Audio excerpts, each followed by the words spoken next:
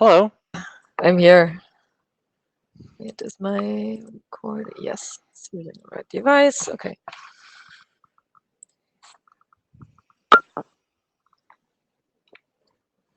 How are you? Oh, doing all right. Not going on, but I got coffee now, so. I had intended to make myself coffee and then I got distracted and ended up with water. Probably better for me. Oh, I see Sean is on his way in. Yep. Don't know who these Jabber users are. I don't know either, but my account used to be basically stuck in the TAPS-2021 room because I think hi. They shut down the Matrix instance that they had set up, but then I couldn't log out or something. But they brought it back on, and so You can I log could in, but log you can out. never leave. Yeah, something like that. And that was annoying because I tried to join again with the same name. It resulted in a name coalition, and Oh so I dear. couldn't join with the same name. So that's why I was annoyed. But it's also weird to see your own name there and be like, no, but I'm not joined with a different client. Yeah, I had several weeks of problems with WebEx Teams along that, where for certain other users, it was behaving very unpredictably, but not for others. And everybody was willing to point to somebody else to say that it was their problem to fix. Hi, Michael. Yay. Oh, hello. Hello, Anna. I think, is she on? I think she's en route. Uh, looks like she's. Hi, everyone. Hello. Hey, Anna. Hi.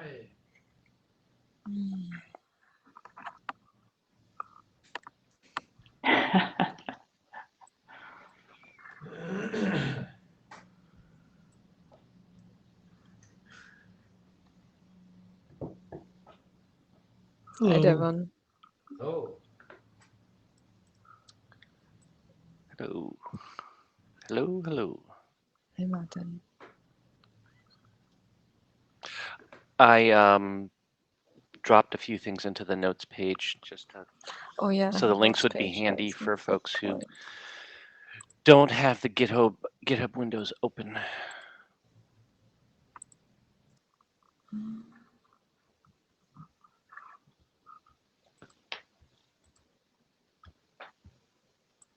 Of course, I'm not logged in.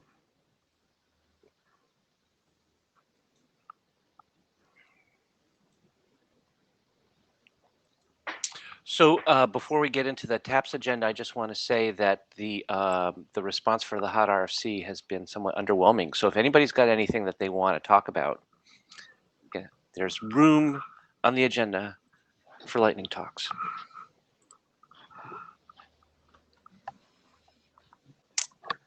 Yes, Brian has his hand up. Yeah. Now you're muted. Yeah, I'm muted. Ah. When is hot RFC? When is hot RFC? It is after the plenary, the Wednesday before ITF week, that the Secretariat's going to do like a virtual reception concurrently. We're doing a different format. We're going to do it in Gather with videos, and then have the presenter be like available next. It's going to be like a poster session with a sort of a chat space next to a video display thing. And so that people can asynchronously watch the video and then hang out and chat with other folks afterwards. So the Secretariat's got a lot of Gather technical expertise, and so they had a bunch of ideas on things to try. So it's kind of an experiment. That would be interesting. Yeah, it sounds like a lot of fun. Unfortunately, I'm traveling that day because I'm trying to be in a better time zone. Oh, I see. For ITF week, yeah, that's yes. The foreign time zone. Yeah, it starts at like 6 a.m. U.S. West, right? Yeah. Yeah. It's 4. You're muted, also Martin. muted. Muted. Martin, you can 4 hear me. o'clock. isn't it? 4 o'clock. Oh, That's pretty that's early. a deal Yeah, breaker so for me. I'm sorry, my commitment just isn't. how Wow. how far east are Okay. you coming? Eastern time. Okay. Yeah, that'll do. Like, there's a big difference between 4 and 7. Yes. Well, Pretty Yeah. Oh, that's right. I Now don't I could see 4. actually technically travel even further. right, But that wasn't obvious a month ago. right. Iceland. We should hold all meetings in Iceland. All meetings will be in Iceland forever. Your terms are well, acceptable. if Miria would approve my Shmoo PR, we could actually fix all this. So what we're actually going to try to do is make it so if we ever have another online meeting again, which is not clear, that we would make it have only one painful thing for time zone. So there would be one like kind of breakfasty one and one dinnery one, and then one in the middle of the night for the 3 big regions, rather than having 2 Oh, things so that you'd are. space Oh, it so you out s- over the course of the yeah. day? So you'd basically have a session like No. If there are 3 remote meetings in a year, Yeah. only one of them will be in the wee hours, and that Or any means given that time zone. for any given I mean, obviously, like in some time zone it's awful, but for the regions, there would be one that's in the wee hours, and then one that starts like around breakfast-ish, and then one that starts about dinner-ish, over the rotation. That seems reasonable. Yeah, I kind of thought that's what we were doing by following the 3 continents. Kind of an hour, like. No, we're starting it. We're starting it in the afternoon local time, which is Right. kind of in between. So, Yeah. So it adds to pain. So like you have one really good one, and 2, like one really good one, one 2 that I'll crappy miss. one, and one hell no. Right. Yeah. Like so that's there's what one we're where you doing wake up now. super early and one where you go to bed Yeah. super late. Right. Mhm. And then one that's right in the Or- sweet spot. Or like alternately, there's one that you basically just say, I will check the mailing list in the morning. Yeah. And hope that my fellow participants are In the right time zone. Fight. Yes, exactly. And in the right time zone. Yes. Not just insufficient enthusiasm. Right. So time looks like we zone- might have a quorum. We have a quorum. I should point out, speaking of time zone problems, this fits. I mean, like, yeah, this is here because it's usable for Europe and the West Coast. And I had something scheduled over 5 to 5:30, so I will, or no, 5:30 to 6. So at X:30, so in 22 minutes, I need to leave to go do a manager thing, and then I will come back. So Okay, so you think it's not going to take the rest of the slot? no, it's like it's Google, so everything happens in 30-minute increments. Okay. I see Gory on the list, but I'm not sure I've heard him. Gory, are you online and able to? Gory was having. Gory's There we fiddling go. with cameras, but he's okay. Yeah. All right. Yeah. Well, I think the first order of business is a banjo performance. Yes. Yeah. Clearly. That really will stall the process, so I'm not doing that one. I'm more interested in progressing this draft, our important work we're doing. Where are your priorities, Gory? Okay, I don't think I've got it together to kick things off. Reese, maybe would you want to get things going? Sure, but I welcome people to the TAPS interim. So our agenda says we have issues and PRs, and we also recently got a review from Sean, and I was wondering if maybe we want to start off with that one, because I'm not sure if we created issues or PRs for that. We have one. not created issues or PRs for that, but I noticed that Sean is here. Yeah. Yeah. Thank you, Sean. Yes, thank you, Sean, for showing up. Are there any, like, I would actually propose that we start off and put Sean on the spot and say, are there any things that came up in your review that you believe need discussion? Like I've read it and I think that, yeah, yeah, and yeah, right. Like I there's nothing that I would want to come to you as a reviewer and say you're wrong, right? Right. So I mean, so part of I got to remember to delay myself before I start speaking and meet echo. But the way I approach this review is two parts. The preamble was basically like to tell a lot of other people to relax. This is an API document. We've done these before. This is just like other ones. No, this review isn't that different. And then kind of lay out my methodology of what I think I was looking for in the context of Robert asking for a rewrite or moving the deck chairs around, right, in the various documents. And in reading the document, I was like, yeah, okay. I mean, I'll be honest, right? When I first start reading a document, the first thing I do is I look at the authors and I'm like, are these reasonable people? Right? The answer is yes. I've been to a couple of these working group interims and been like, well, they're diligently going through all these things. So basically the answer is no. All these they were mostly all nits and mostly just kind of waiting for the rewrite to be like, yep, all the places ended up in the right spot. Right? It's an early review. There's going to be some moving around. We'll do another review later. I didn't see anything that was like, oh my gosh, you guys need to, right the ship and make it go this way. It all seemed good to me.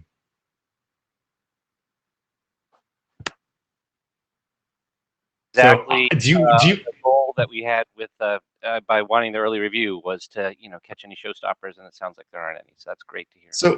So do you want me to submit like PRs for like the Nitnoid things, or do you want to go through them first and say like, no, silly man, you didn't read this right. That's right, and tell me like, hey, 9, 11, and 12 are good. Offering to submit PRs for a directorate review? The answer is hell yes, sir. Well, do you want to go through them first to tell me which ones I shouldn't waste my time on, or?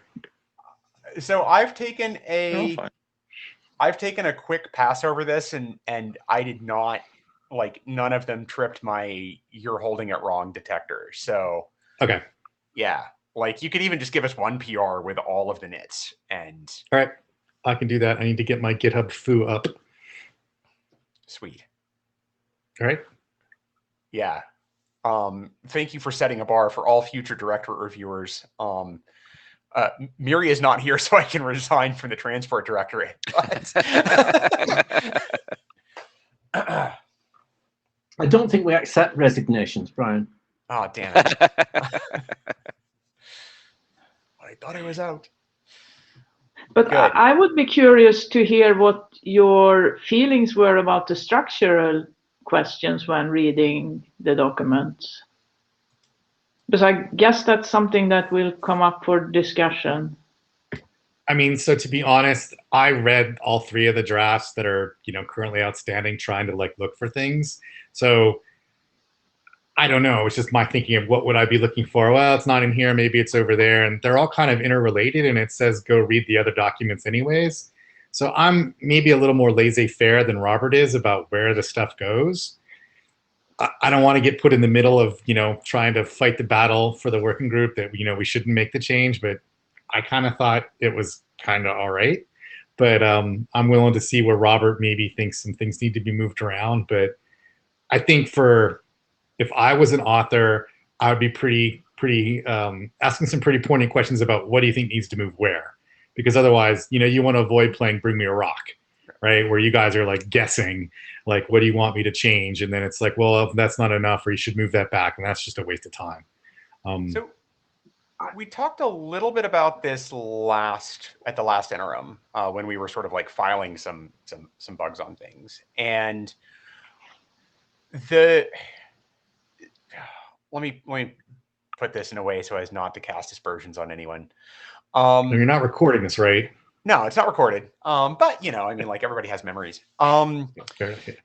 So we are recording this. A lot of Robert's comments were basically document set usability, right? Like, so if I'm coming to this, like, never having seen it, which Robert was coming to this never having seen it, is this set of documents usable? And I think here's the part where we have aspersions. I think that the documents in their current arrangement have a great deal of history of how we got where we're coming embedded into them, right? Like, Arch first, we're going to talk about what it is we want to do. Then interface. Okay, we're going to talk about how we want to do it, and then implementation. Now we're going to actually see if the thing that we designed makes any sense, right? I mean, it's like that was sort of like the 3 stages of this project, and you can see which ones we did first based on sort of like the maturity of each of the documents. Is this a really super usable model for people who are coming to the documents and trying to understand what we're talking about? Probably. It's okay. Could we do better? Yeah. Is this set of documents more usable than the average set of 3 RFCs of this, of sort of this level of complexity? If I can't say anything nice, then I shouldn't say anything at all, but I think yes, right? I mean, so here's the deal, right? Those are directorate comments. The AD may or may not take them up. The only reason why Roberts might carry a little more weight was that he was an AD for a while. Yes. The other idea is just to go back to him and be like, all right, we talked about this. We're trying to figure out what it is specifically you think needs to be moved. Can you help us? Otherwise, we are going to spend, months trying to figure that out, and just get him on the horn and get him to one of these meetings, or have an author and him schedule a time and go through it. We can say, well, Sean did it, so come on over. Well, I mean, I want to get the documents published in a reasonable set of time, because it looks like you're about done. So let's figure out how to do that. And we have been doing a really good job of delaying ourselves, so we don't need external delays. So Gorian So I mean, has a hand up actually. Folks. Real hand. I'm not sure if anybody's watching now. Oh, yeah. Yeah, okay. I mean, I was going to say that everything Brian said was true, but also Robert's thing was good. There's no such thing as a useless review.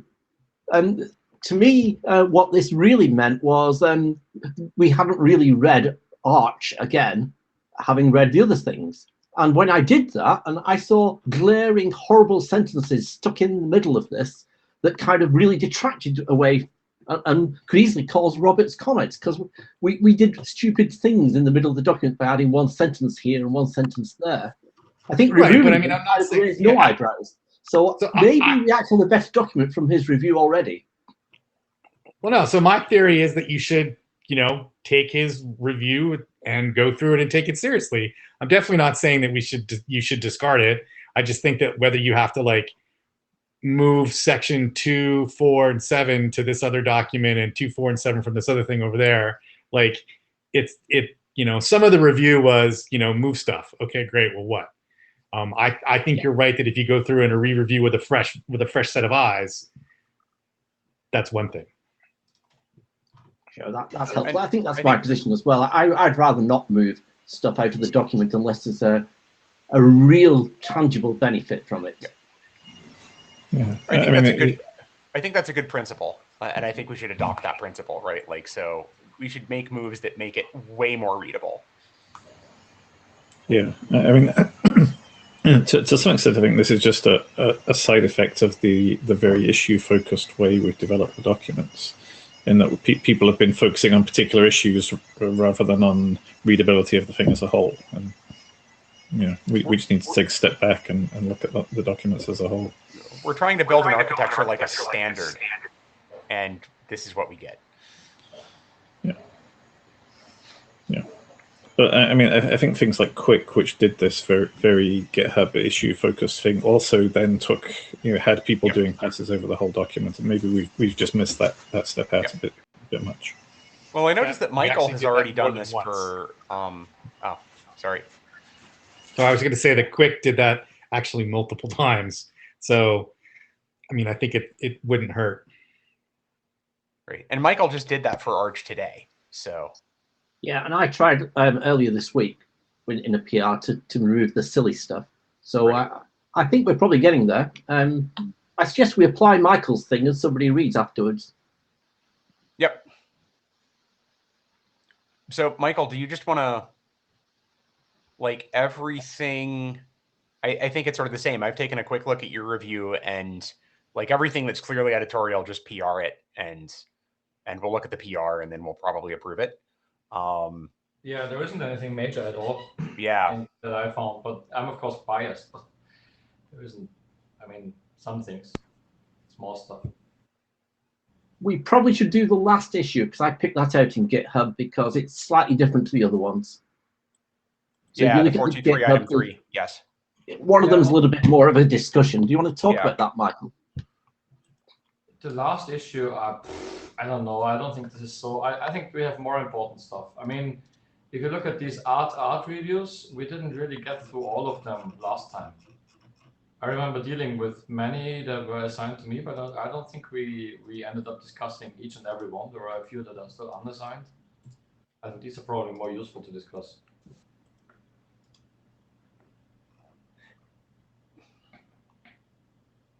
I mean, so I just want to check, like, so did I win? Sorry, did I win the Bitcoin or not? Saw that one. That was a good one. Okay, good. That's why I just wanted to check.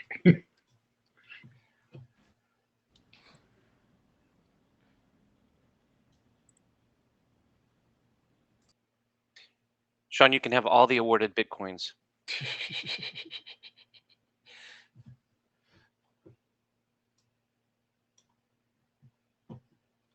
Okay, so what I'll do is I'll go through mine and put PRs that actually had suggested changes. If there are ones that I had that were questions, I can throw them in as issues, and you can answer away and knock them down. All right? Thank you.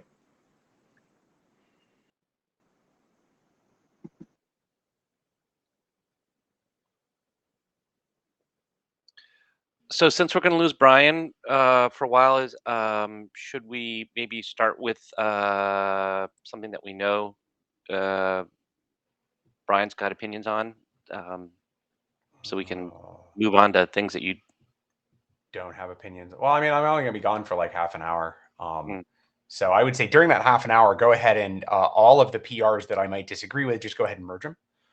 I think most of what we have as an assigned issue is either has a PR associated with it or is assigned to me. Because I only got like about an hour and a half today to put PRs to things. So I got like 3 done. I actually had a question when I was trying to do a PR for a previous a previous issue from Devin, who's also here. Hi, Devin. I am confused about a thing, and I would like to figure out where my confusion comes from, and I would like to discuss that. So this is on the endpoint. This is issue 865. Should endpoint object identifiers be discoverable? Last time we discussed this, we decided, well, we really don't. Philosophically, we're not big fans of the idea of enumerating the entire list of local endpoints. And then we pointed out that we can enumerate the entire list of local endpoints by looking at a pre-connection and resolving the pre-connection, right? Let me, how does this work? I can ask to share a screen, right? Yes. And we're going to do a window.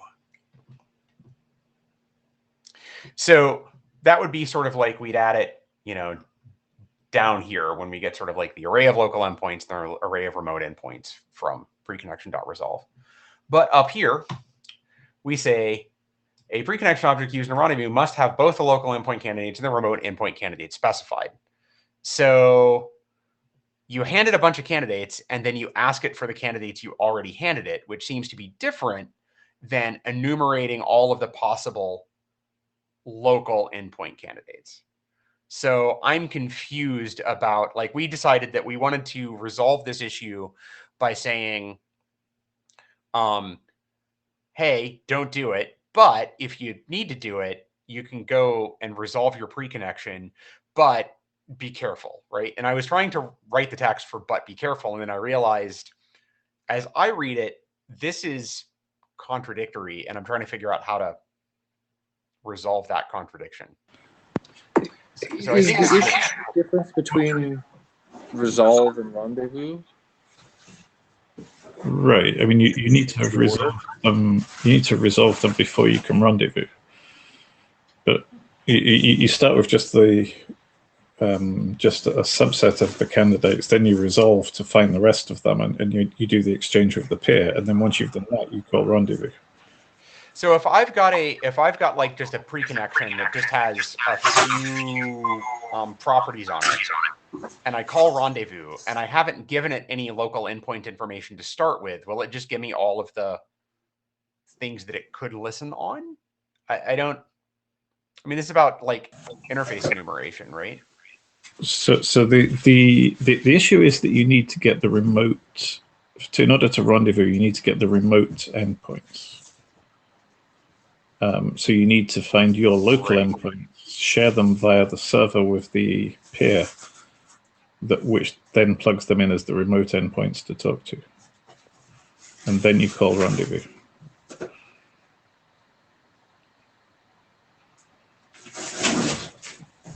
Does that make sense? Got it. Okay. I have enough to write text here. I probably won't write text here during the meeting because I got to go to the other meeting. But okay, good. I am unconfused. So Colin, thank you. To confirm, you would, if you need to resolve, you would call resolve first, and then you would call rendezvous. Yeah, you need to resolve. You need your local end. You need in order to rendezvous, you need both your set of local endpoints and the remote endpoints. And in order to get the remote endpoints, the remote has to enumerate its local endpoints and then send them to you via the out-of-band channel, which then become your remote endpoints. So we'll need giving an example about this kind of thing anyway, I think, for this art review that says how does an application doing ICE learn about candidates. This is issue 911, but this is time to call in. Okay, yeah. I thought we had that already, but I will have a look. I guess what we have is not very clear.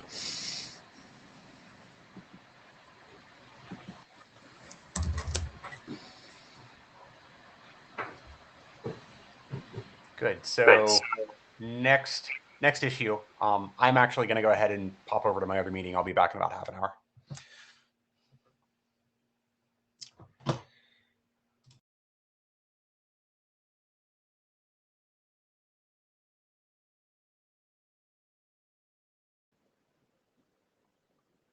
Okay, so can we get somebody else to drive our GitHub today?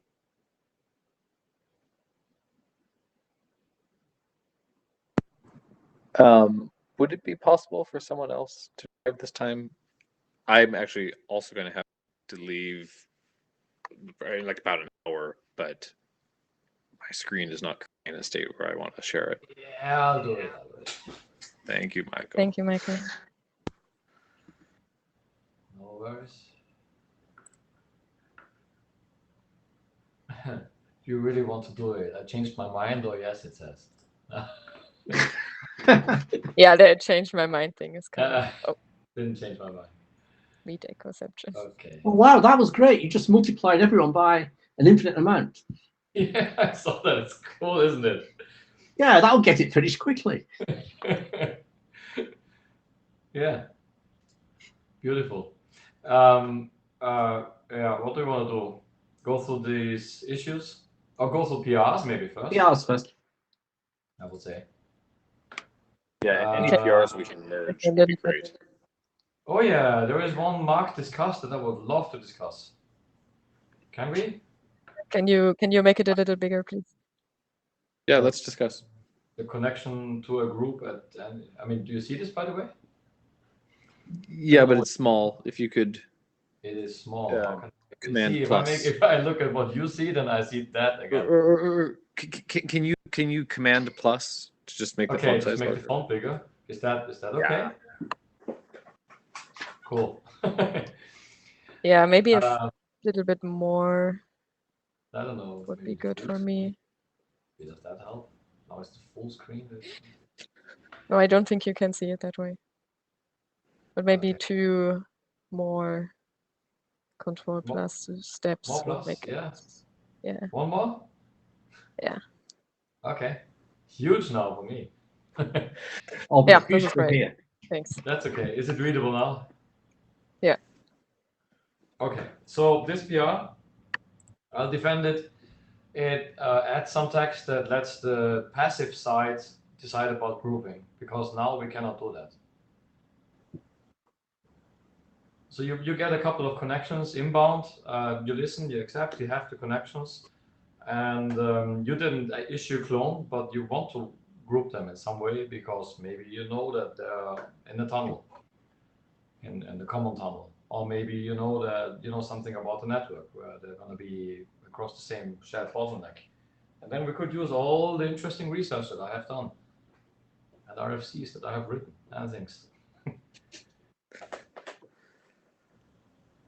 So I mean, some of them should be grouped, right? If you get an incoming quick stream, it should also be grouped on the passive side. If you get a stream, this is so annoying when I don't want to look at some of you. I don't even have I my think video that's on, but grouped I can. automatically, right? Yeah, And that's so what the original group text was automatically talking is all right, and that is already written in the text. So if we look at the text, it says something about this can happen, but there is no functionality there to make it happen. If I want to make it happen, it hasn't happened before. So if it's not a stream, but it's a connection that comes in, and I want to do something on it. Say it's a web server and it gets separate connections being opened, then maybe it may want to do something on them as it sends data back. So I very vaguely remembering that we did discuss at some point, this doesn't have to be symmetrical, and you can just assume these are single streams on the receiver side. But I probably didn't discuss if it would be valuable to group them manually as. Yeah, I haven't found that discussion. So maybe we just thought it's not necessary. But so, are there any concerns about enabling that function? My concern is, what would the semantic meaning be for cases that wouldn't make sense? When you're doing an outbound connection, we always know what is the right thing to do for cloning or putting you in a group. Like if you're a multi-streaming protocol, you're opening up a new stream. If you're not, you're just opening up another connection along the same path, which could have the chance to be coupled. For an inbound stream, yes, we can passively add it to the group. That makes sense. But I can see how, okay, I, as the application, know these could have coupled congestion control, so that's cool. But how do I know that, and what happens if I, for example, say, oh, I'm going to add these to a group and they're over completely different paths and they have nothing to do with each other? Or alternatively, I have 2 different streams of different quick connections that are each in their own groups passively or actively, and I say, oh no, add these to the same group and pretend these 2 things are actually part of the same multi-streaming connection, even though they're not. What does that do to everything else in the group? So what if the connection's already part of another group? The second one is easy. It's just going to fail. I wrote that here. Attempting to add a connection to a group with mismatching transfer properties, or when the newly added connection already belongs to a group. Okay. So that just doesn't happen. You shouldn't be doing that. If you try to do it, you can query and find out that they're in a group already. So this shouldn't be possible. Right. I guess you could add 2 quick connections to each other, right? That would not violate this constraint. No, exactly. But what would it mean? If you're doing coupling on Yeah, them, that's and Quick if they connection traverse different paths, you cannot really do anything on them, then everything that's written about grouping is not written as a promise. So you apply priorities, but they may not work out. So quick connections are a connection group in TAPS speak, right? So there's no does it mean anything to add a quick connection to a group because it already is a group? No, it only becomes a group when you have two streams, two connections over two streams, right? Before that, it's just one connection. The first connection you set up that go over quick is just a connection. It's not the connection group yet. Yes. So translating, Martin, I think it'd be the question is like, what if you tried to add two quick streams that are part of two different quick connections to the same group? And what happens if they have different transport characteristics, like they have different RTTs or different path MTUs or something? Clone error, fail. Thinking about So you're going to check everything. Whatever doesn't match, let's just let it fail. I don't have a problem with that failing a lot, because you know, I mean, if this is happening possibly later, all kinds of weird mismatches. Yeah. So then it should fail. It should really be something that I'm getting these connections and I want to clone them before or group them in some way before even starting to use them. That's really how it should be. But there's nothing that prevents you if you have this to do it later, right? No. And if it doesn't create a problem, but all these issues of possibly transport not matching, possibly just not being possible to do it because it's in a different group, because you may have one being reliable, one being unreliable, I don't know, things that just don't match, right? Then it should just fail. I'm sorry, what's the use case for connecting, joining two connections into a group after initiation? Okay, so well, the use case is I mean, the benefit is the same as with grouping in general, that you can apply priorities. And the way it's done is using mechanisms that couple the congestion control. So that would be done when you have some reason to assume that they traverse the same bottleneck. For instance, you could have multiple TCP connections being tunneled over the same five tuple. You could have a situation where you know just by configuration that this path is really the same. You could have something like in the shared bottleneck detection RFC, where you use heuristics to measure and identify that probably they share the same bottleneck. Then you can enable a coupling mechanism that puts the congestion control together. The benefit of that is less delay and less delay, less loss, and control over priorities. So given the way you explained it nicely now, I think actually the question is, why should we expose this to the application and left the decision to the application? Because to me it sounds like if you want to couple congestion control, maybe that's like a system parameter where you can say, please optimize, and then the stack is making the decision and just telling the application, yeah, here. Because then you cannot use priorities. The notion of the stack grouping makes the decision, is that it exposes priorities within the group. You say within the group, the stack makes a decision to group something and tells the application, I group those, and now you can assign priorities, right? Right. It could do it as a passive group. It could say, I received two connections. They share the same path. Yeah, that's right. I like that direction a bit better, and I'm also concerned about putting this in like the base API spec because instead of an extension, because like I'm not sure how common it is to be able to support this yet. And like, for example, like if we just say, hey, I'm going to add the whole API, like we would have this function which we would say like, sorry, we can't actually do anything for you right now. Here's a function that does nothing. Mm-hmm. Sorry, I can see how this works at the sender side. I can't see how the receiver can influence these things. This is about the sender. It's just about the passive side. It is about influencing how data is sent. It's just not about who initiates it. But allowing the system to do it may be a better choice here, right? But I guess you can already check if two connections are in the same group, because this you need to be able to do anyway. So no, I think Miria is completely right. I think that could just be automatically done when it's possible, and then you apply the priorities and query the group, so then you don't need this.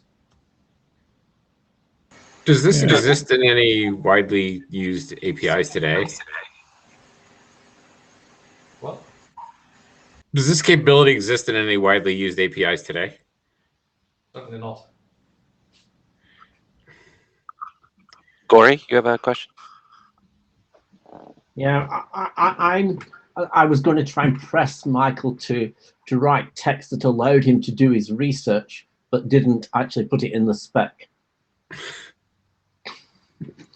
No, I just found that this is useful functionality and we cannot do it, but I think the way Mira described it, we can. I mean, it can be done. You can just use it whenever the system finds out that it can be done. Function already Again, that, oh, there's a mute delay. We have this function already that you can get as a passive on the passive side coupled groups anyway, because that's how Screen works. So. I agree. Then we don't need this. I think then we need no text at all actually. Then we can just kill this PR. Yeah, I'll just close that. Makes sense, I agree. GDM. I guess you can check if you find the right piece of text that says, on the passive side, connections can be cloned because they are streams or because the system decided to do so. Exactly. That text exists. It says, for example, when there are streams and it says passive, so that's all right. You can, you can add another example if you want to make it more explicit. No, it's okay. It's all good. Okay, next. Which one? It could be something you actually discuss in the implementation draft. What? Sorry, I'm muting it. It doesn't work. This idea. Yeah, that's true. I could add some text there. Yeah, it's all fine. Thank you. But I think it is kind of a niche use case for like a general purpose stack. So in that sense, I think as long as it's doable, I'm not sure we need a lot of text on it. I think the functionality is there if you want to do it, right? So tiny bit of text in the implementation draft. But yes, I agree, it's a niche thing. Anyway, let's go on to the next PR that we want to discuss. How about my 940, Michael? Because if you get those words right, you might allow what you want. 940? Yeah, which is Anna's PR. Yeah. Yeah, this was just fixing two things that I thought was mistakes in Gore's update. So. And one of them comes to be whether connection groups are at the sender, at the data sender, at the local, or what is the context of a connection group? Just give us the right words, and I think Michael's happier. The concept is that it's influencing sending behavior, right? So at the sender, it's fine. The issue is just that it doesn't need to be the active open side. But I think the sender is not well defined, right? This was also kind of a strange notion that this group exists and goes away when I receive the packet and comes back when I send. I mean, either the connections are grouped or not. Yeah. Because you also have this fact that if you update something on a connection, it takes effect on all the other connections, right? And you don't necessarily do that when you send. So to me, the original text was fine. But it's related to transmission of data, isn't it? Connections are bidirectional anyway, unless we specifically don't have to. I mean, we have unidirectional ones, but normally they are bidirectional, so it's strange to distinguish like that. Should it instead say, a connection group is a set of connections that shares properties and caches as seen by kind of like one endpoint, right? So like, it's saying like the connection group is not necessarily a protocol concept that gets sent across the way. It is a way to manage connections and their relationships from the perspective of one application, not necessarily the other application. Well, that's too many words. Yeah, I think that is correct. I was actually, when I did the pull request, I was looking for another word, but I couldn't come up with a good one because endpoint has a different definition in the context of the draft, right? This was actually also the first word that I was thinking just to replace with. So if we have another good word, we can put it. But yeah, it's true that we should maybe point out that it applies to one end. because the connection group doesn't exist at both ends because you group it. So that is important. But yeah, can the two ends have differing views of what the connection groups are? And does it Yes, break They can. in some they cases? can. Are there restrictions on what you can do there?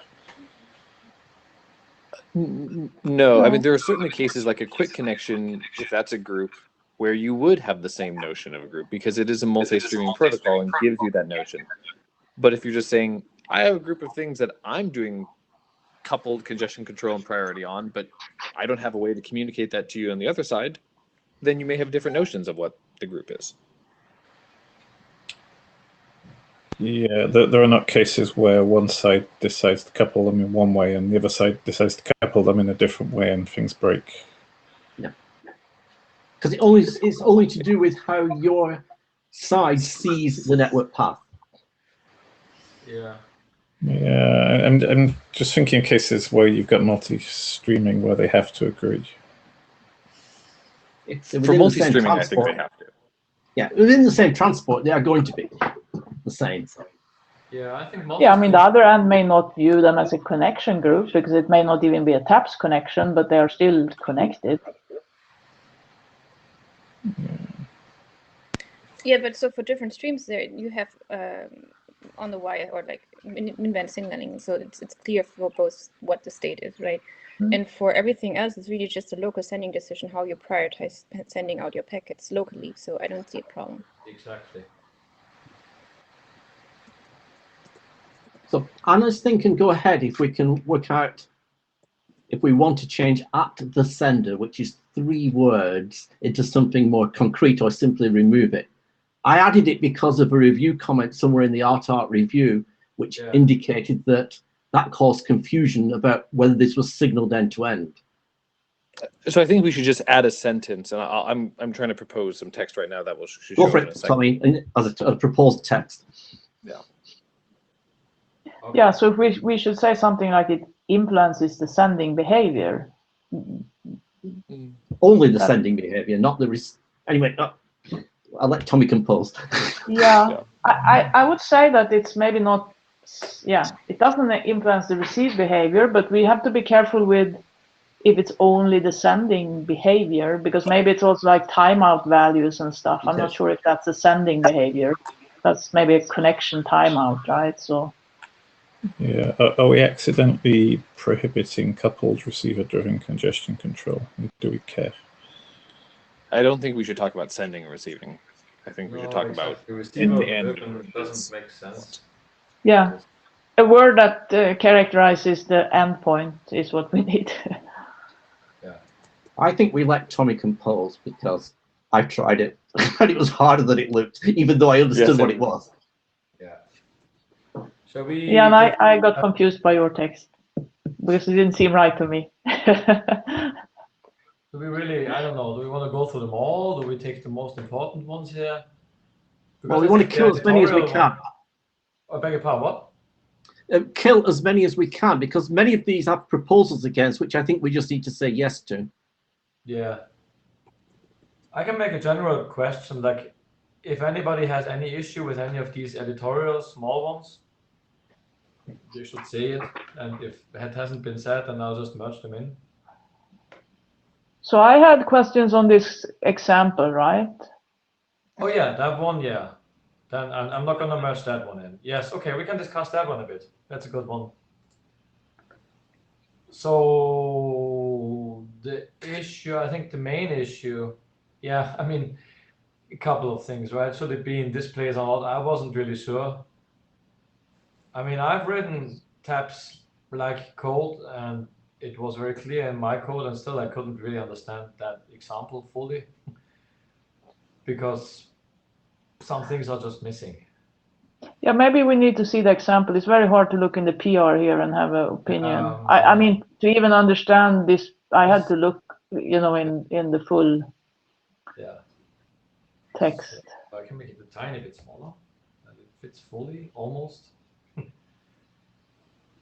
Yeah, that is the example, right? Local specifier and then local empire within. But then So it has the local specifier, and then this is where it all ends. I think after this, yeah, that's already the end of it.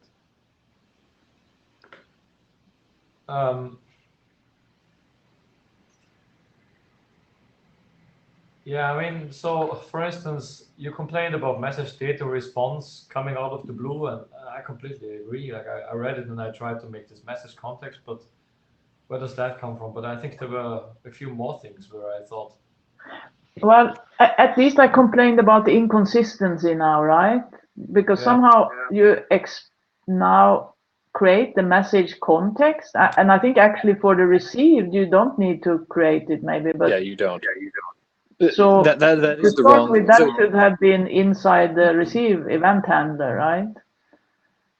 So the one on the received call should be, it's a different context. It should be called like received message context. And then there's a send message context. And so I think, you know, Michael, if you just move this down. Object somewhere, you fill it and you create a new one. I just put it early. Okay, I get that then. Yeah, just move it down. I can move that. But then it's also strange, right, to create now the message context, but not the message data response. Yeah. Also, if I move it down. So the question is, do we need to create them at all, or should we just leave it out? Or, I mean, it's not so easily readable, the example, actually. Yeah, I mean, I agree. Also, if I move it down, I mean, this is actually part of why I kept it up there, because I thought if I move it down, then it seems that I need to allocate this before I use it for sending. But it makes me wonder, what about the one on receiving? Do I need to create it? Is it like a pointer that I'm getting? Is it just something that's handed to me? Yeah, that's a pointer that you're getting. Okay, that's all right. But I mean, it's okay. It made me wonder about that. You know, having this here and having it allocated below. We can try that. We can just make it below when we change something about it. I think it becomes a bit clearer now that we have these properties on the message context that, yes, here we need to create it and do something about it, so we can do that. But the message data response, so we have to do something with it. Yeah, I think the assumption somehow is that this is not a complete example, right? So the message data response is created somewhere else, but it becomes a little bit inconsistent now when we create the message context, but not the message data response. So that may be confusing for the reader. I can add a comment. I mean, you could just fill it with some example string that makes it clear that it's just a variable.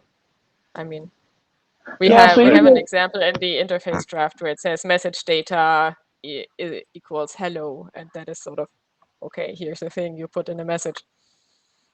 Yeah, it seems like either we should create both of them, or we should not create either of them and just use both of them, right? Because otherwise it's a bit inconsistent. Why do I create the message context but not the message data response? So either both or none, I would say. I agree. I agree. The thing is, if we do it here, we have to do it in all examples as well. It's very strange if one example gets a message response or something, some data object out of the blue from somewhere, and the other one doesn't. Right?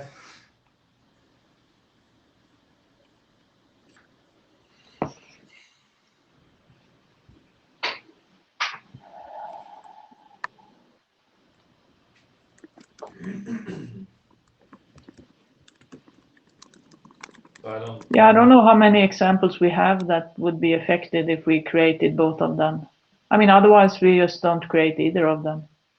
For sure, that's the client. So here also there's a message data response.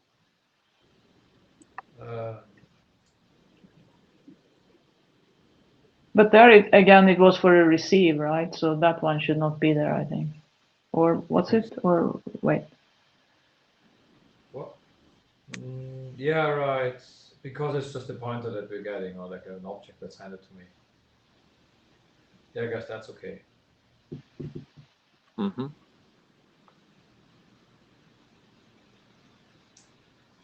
The peer example. I think the event handlers is also a little bit confusing because sometimes we have the begin and the end, and sometimes not, I think.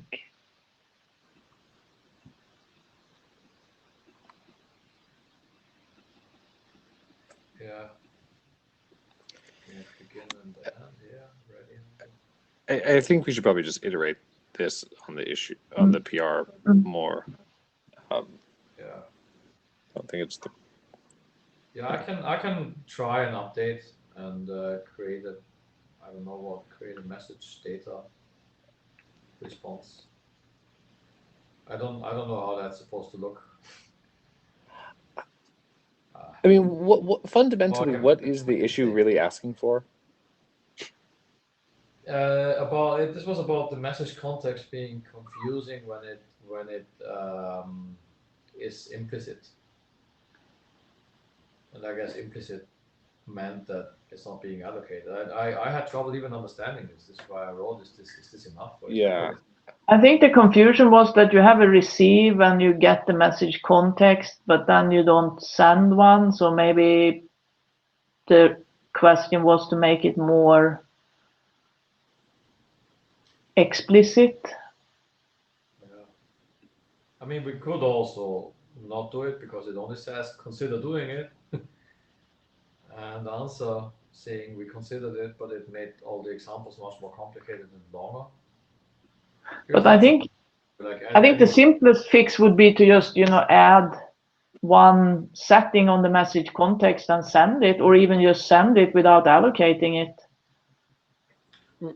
But setting on the message. I mean, there's also like, I'm thinking of this coming from how we give our coding examples of how to use the API at our conferences, right? And when you have, like, this is very early in the document, and you have your first example saying, here is how to use the API, that's what people are going to copy or say, this is the canonical way of doing it. And having, like, absolutely, we need to be able to set the priority and if this is a final message, but that's not usually what people should do. And if people don't have specific properties for the message, they don't need to send an explicit message context.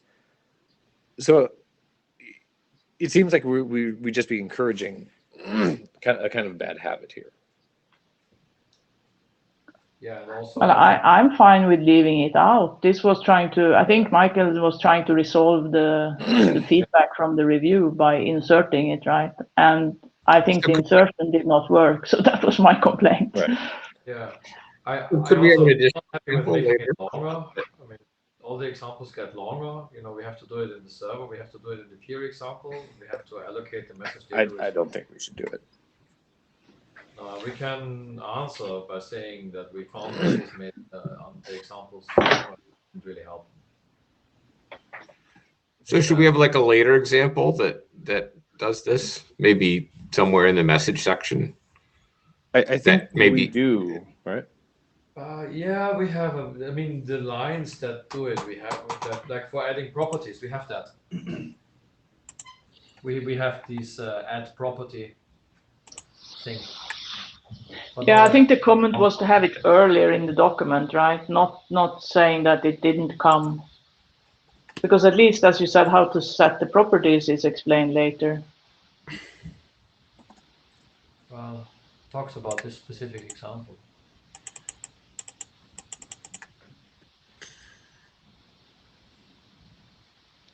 Yeah, it's talking about this specific example, but I think I just disagree that it should be that early. It's not the best practice. Yeah. I think we can just disagree on having that an example. I mean, he only says consider, so it's not a very strict request, I would say. Maybe something that would help. But it's a trade-off, right? Because it does make things longer. Oh, here again. Actually, what about my own video? I can stop my own video. Leave space for others. So we can discuss the next, or probably close. Can someone help me with 737? Because it should be trivial, and I think Tommy can just do it, because I changed the text of the PR after the review, which probably messed up GitHub. You mean this thing here? 737 Yeah. Connect? I'm asking Tommy to look at that one, because Okay. he might be able to do it just and say, yeah, that looks fine, or maybe I did something stupid in GitHub.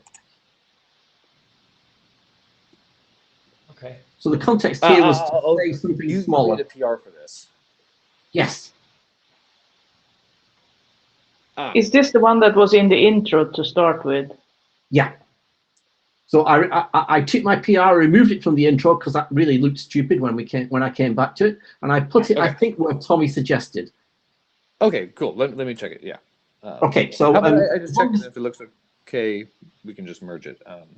Yeah, right. Okay, and probably doesn't require lots of people. Probably just you and Anna to see that. Sounds good. Thank you. Thank you for moving it. Okay.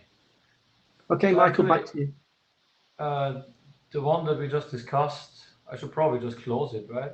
To get a bit things cleaned up a little bit. I think so. Close this example and then. Yeah, maybe we could just see if we could clarify these event handlers while you're editing the example, because now when I looked at your code, that looked inconsistent to me. Or maybe we should make another issue for that. Yeah. Yeah, and maybe briefly explain why you're closing it. Yeah. Oh, you mean here? I thought in the issue. Yeah, I guess I either think way. in the issue maybe. Yeah, indeed. See, Michael, you're increasingly quiet and very hard to hear. Okay. I'll write here. See issue. I'll comment. I'll write in the issue that we. Where is it?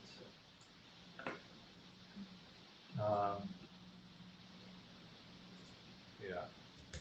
Just blame it on Tommy. We decided against this because it made the examples lengthy. As if doing it needs to be consistent. There was another point that Tommy made, that it introduces a level of detail too early in the document by including it. Too much detail. Well, I think it's that it's not the typical way of doing it, right? I think that's the main thing. Right, that if people copy this code, it's the wrong code to copy. Also makes.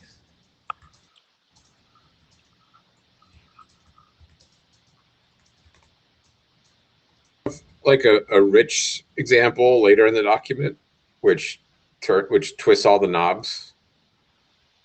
Maybe in an appendix or something, so people could see examples of using all these mechanisms. But I mean, I agree with Tommy that like that up and at the front of the document, it should be a very bare bones server, etc. But I mean, I don't know what should be in there exactly, but just one that where you have like everything turned on, where you're setting like security properties and you're using messages and you have framers and all the other good stuff. Also be abstract and language independent, and I don't know. Yeah.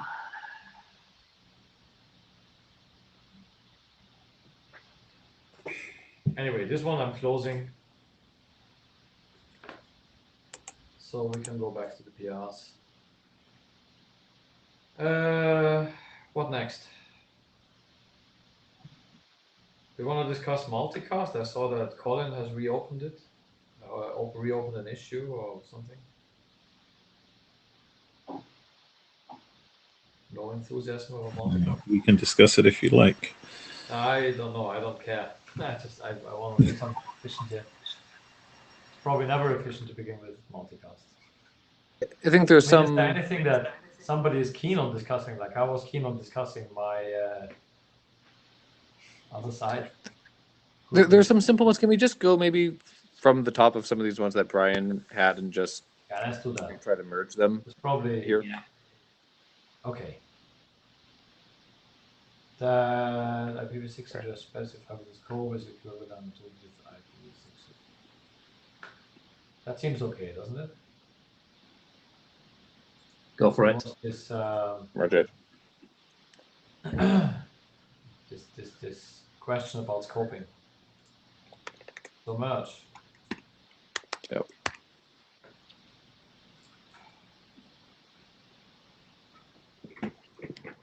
Looks sane. Clean up, cleaning up. We have. Let's do that. 892. Oh, The problem with cleaning up for me is I still don't know what it means. Be clearer than without cleaning up state. This is talking about aborting. So it was here abort, right? Should not attempt to deliver and is intended for immediate termination or cleaning up state. Essentially, the fact that it's cleaning up is an implementation detail. The main point for the application is that you're dropping the connection in an abrupt manner, and it's not going to be graceful. All right, yeah. So we just don't need to say anything about cleanup. We just ignore the whole thing. After we spent like 15 minutes one time talking about it, we all know how it works, but really it's behind the scenes. Yeah, I think it. I mean, I actually prefer the second. I mean, seeing this without cleaning up state, as a reader, I might think that this is not freeing any memory, but it might, right?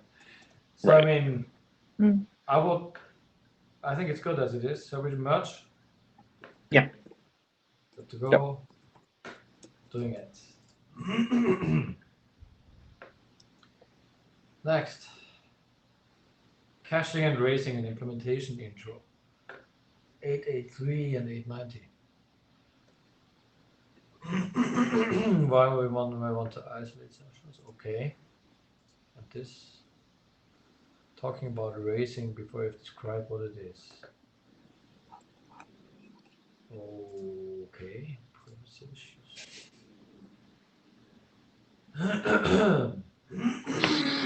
Sorry for this. So this was longer. Architecture designed to handle multiple. So we're turning into a list. What?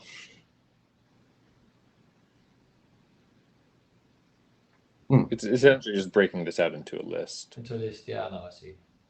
Yeah. And multiple connection support. So is it the same content? It's adding to the list the fact that you can support candidate protocol racing to select the most optimal stack in each situation, and to provide state caching and application control. All right.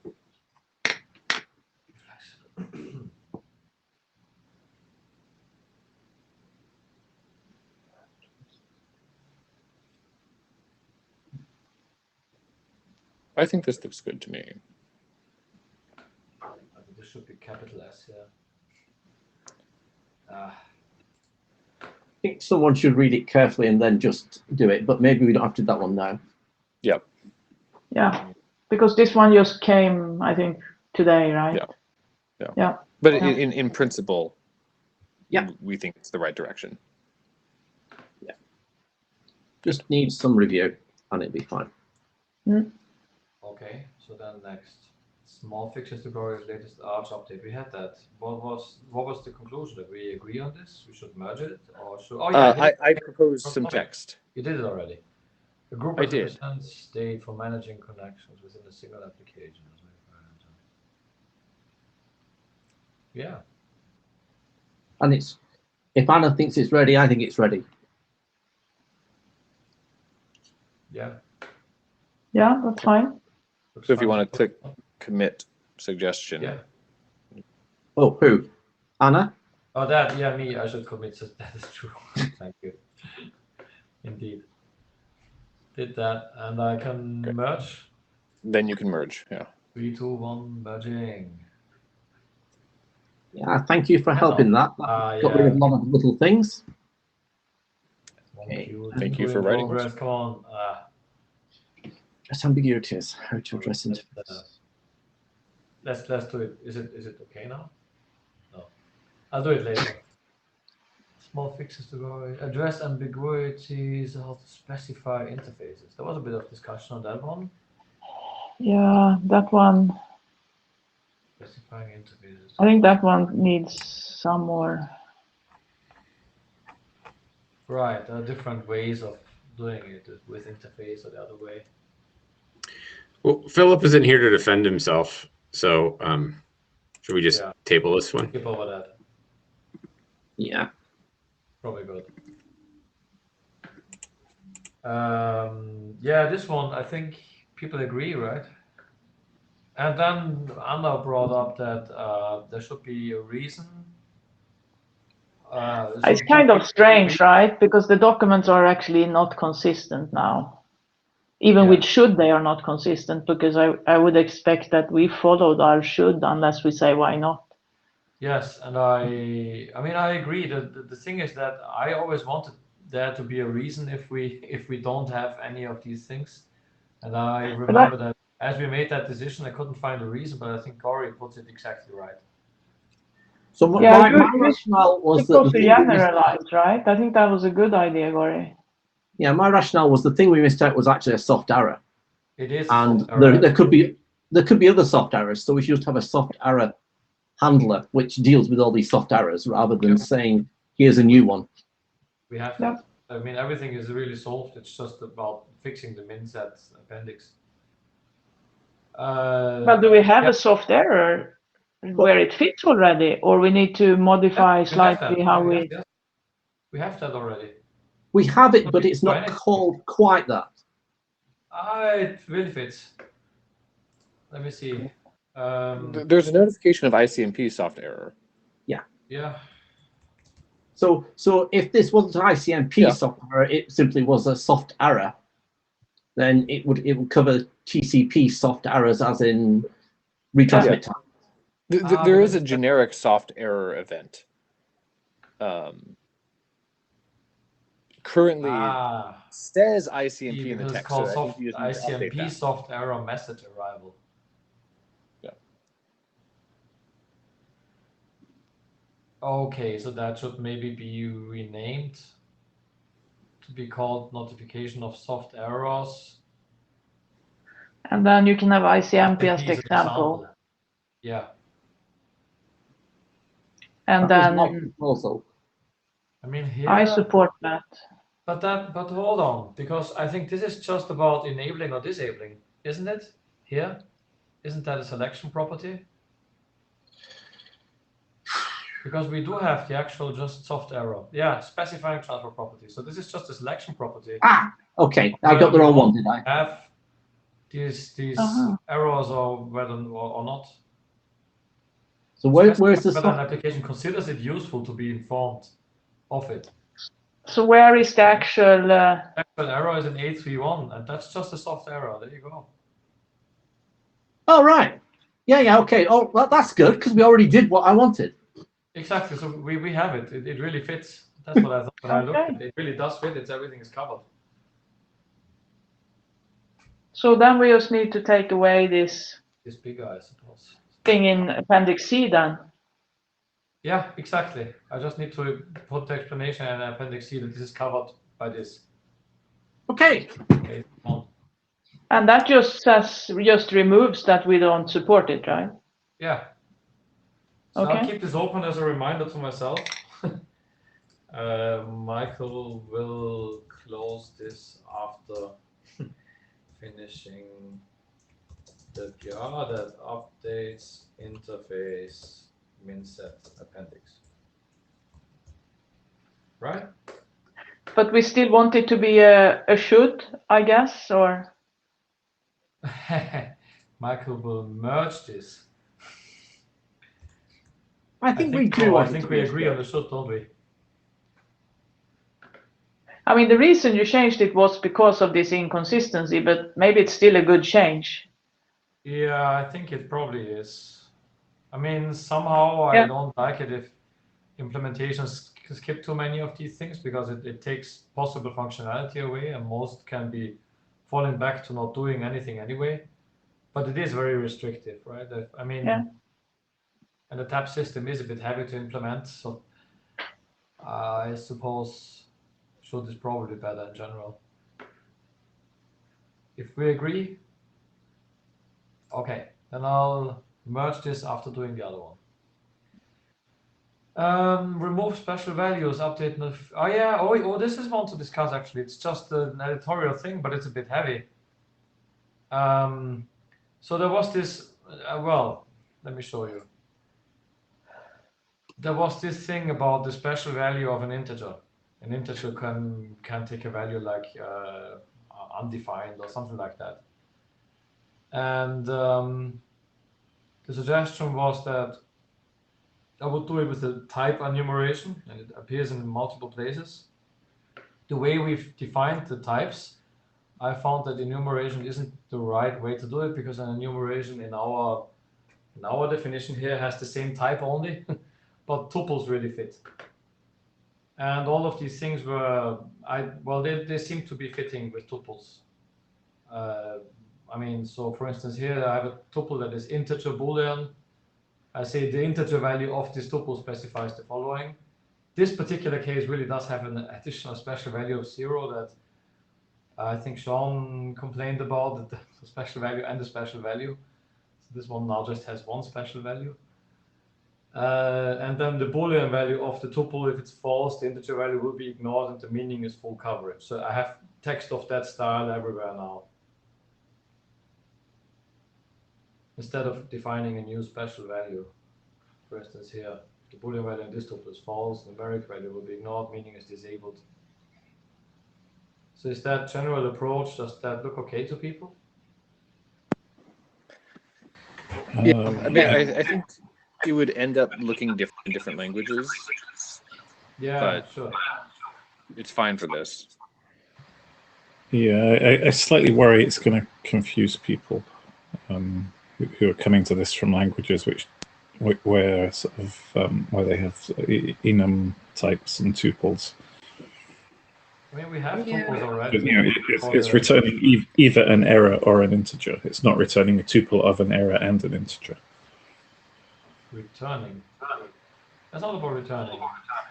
Oh, when you query it. Oh man. It seems to constrain this. It seems to constrain this interface more than needed, and I actually find it more confusing than the previous definition. Well, it's a bit longer, and yeah.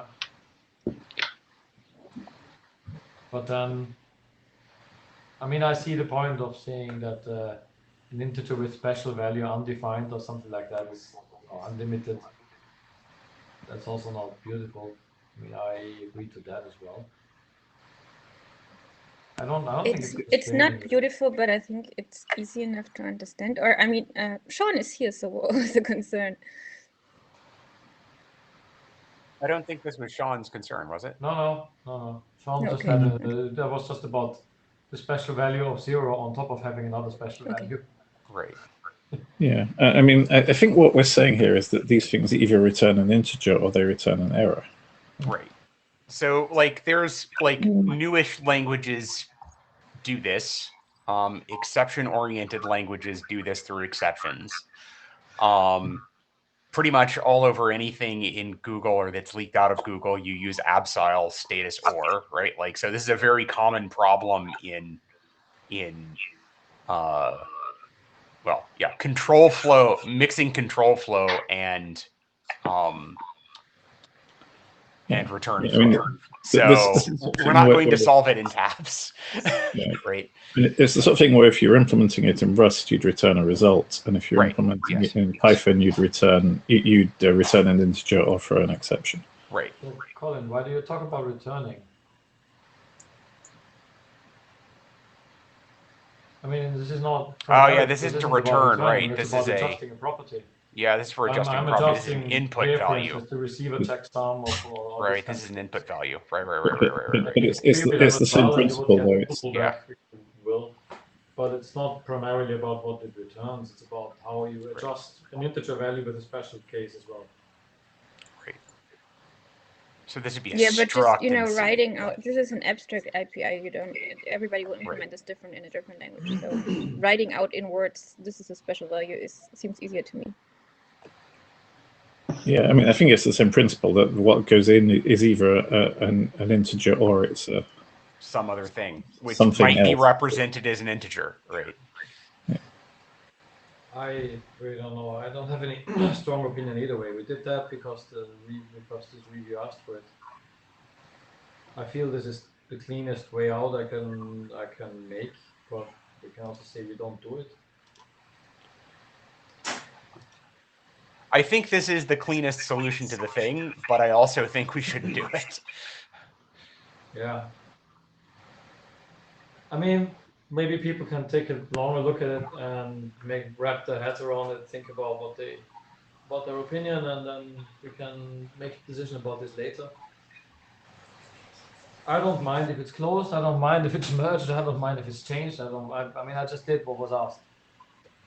Yeah, so just to clarify, mine was about one particular paragraph just describing to make sure the words were there to talk about the special value. That was it. It So was I'll because submit a this one had a special value of 0 on top of having a special value of something like unlimited or whatever. This was particularly confusing. So I just wanted to point out we have Appendix A of our API document titled Implementation Mapping, where we already talk about sort of mapping an abstract interface to a concrete API in a given language. And it already talks about types.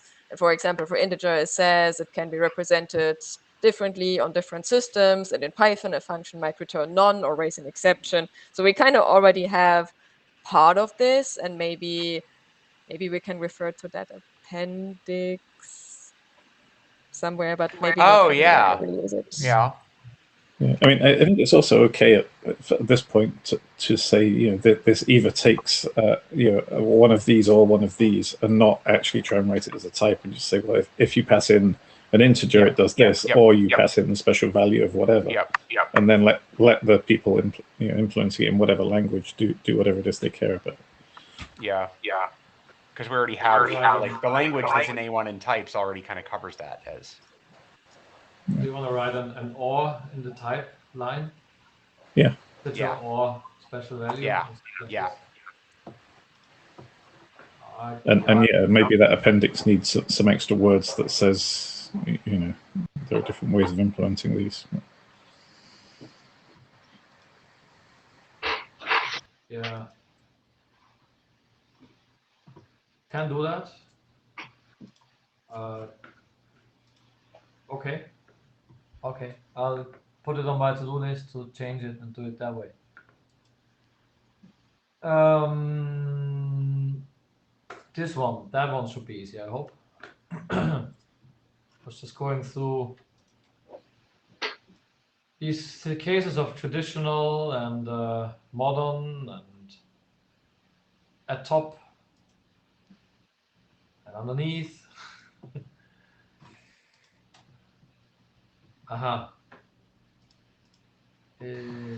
Yep. Merge it or have a discussion with the RFC editor about why you should merge it later, I guess. Merge it. Do it. What, this one? But there's a proposal here on something.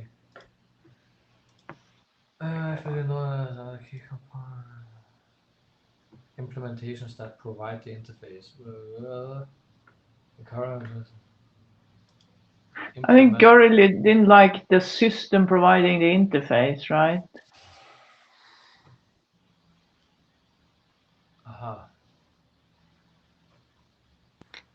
Yeah, I didn't like as Anna said. And I just suggest we get rid of the system.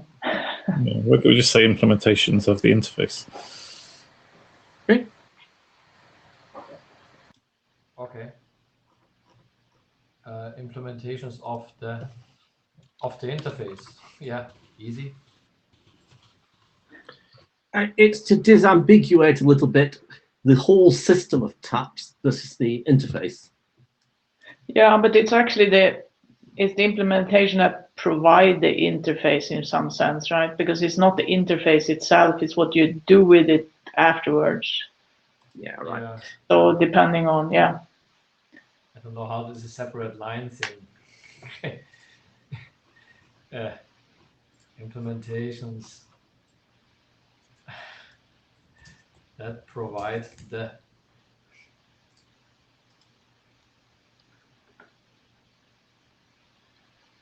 interface too dynamically. So are you okay with that?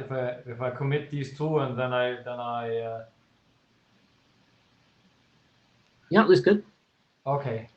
I don't know if I need to finish probably. So let's see, commit and commit, and then I merge. Let me see if it worked okay. That specifies the interface code of the implementations that provide the interface to dynamically choose the transport. Yes, okay. Doing it. Oh, checking. Okay. But somebody's merging in the back. That's nice. I am. I would have guessed. Thank you.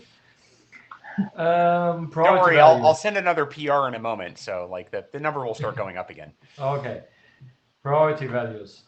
So this one, I blame. I mean, I looked through history of things of what happened, and I blame Brian's memory on that one, because we had discussions going back and forth about priorities, and then there was a conclusion that a higher value is a higher priority, and we changed this everywhere. Then you changed it back on this particular line somewhere. Yeah. So this fixes it back. Yeah, so fix it. Yep. Okay. I don't know. I still think that I'm still like a fan of sort of like the Unix nice way of doing things. But yeah, well, in that case, it has to be agreed and consistently done. But I mean, doing it in one line makes it nice. Yeah. No, totally agree with the fix there. Cool. Brian, your opinion is always priority 1 for me. Wait a minute. Okay, we have well done, sir. Multicast. Now we get to multicast. Commentary mod seeks to fix 876. Should explain IGMB joining. So you use it as for thought or incorporations. That's probably in the PR. Okay, not much. Look at it, people. Okay, so Right. I made two proposals of examples, and Tommy and someone else said they were okay, and then Colin pointed out that one of them was a bit suspect, so I just removed the extra example to keep the one which wasn't suspect in any way. Yeah, and I think your fix here is fine. I think the bigger issue is the other multicast issue. Yeah. Okay. Okay, we can merge then. 5, 4, 3, 2, merge.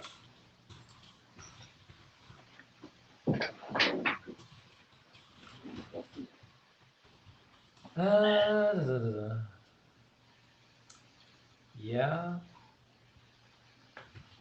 Oh, this one can now be merged. What was it? The one that or was there something with it? No, we said right. No, that was the system providing. Right, got it. Merging.